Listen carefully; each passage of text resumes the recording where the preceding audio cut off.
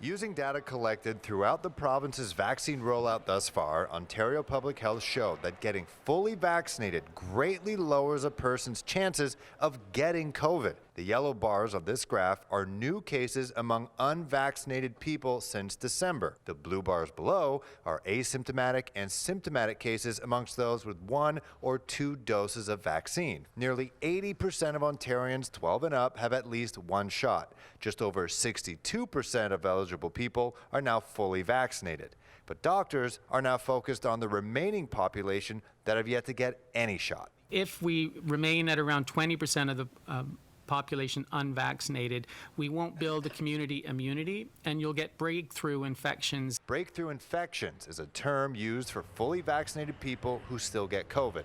According to experts, there are fully immunized people who are still at risk. Not all individuals, especially those that are elderly or vulnerable or immune suppressed and or are receiving dialysis, for example, will get full protection of the vaccine. Infectious disease expert Dr. Marek Shmeya says that the unvaccinated 20% could put those people in harm's way if all restrictions were lifted too early. Point where we have large crowds, we have crowds of perfectly healthy people with 2 vaccines who should be extremely low risk to others and extremely low risk for acquiring disease.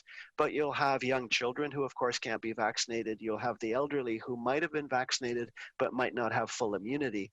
And then in that setting, we still have a relatively large number of unvaccinated people who will still go to these events. There's no way of policing. The province's reopening plan states that we're going to remain in step 3 until 80% of people 12 and up have 1 dose and 75% get their second. Then a majority of restrictions will be lifted. However, today, Dr. Moore moved the goalposts, bumping the double vax percentage considerably. High 80s, 90s, then the fear of this virus will diminish. Its ability to spread in our communities will diminish. Its ability to interfere with our life and lifestyles will diminish. Dr. Shmeya agrees, saying past viruses required similar vaccine distribution. It's a bit like measles. Measles, we needed 95% 2 shots to control measles. And we've controlled measles very, very well in North America for many, many years.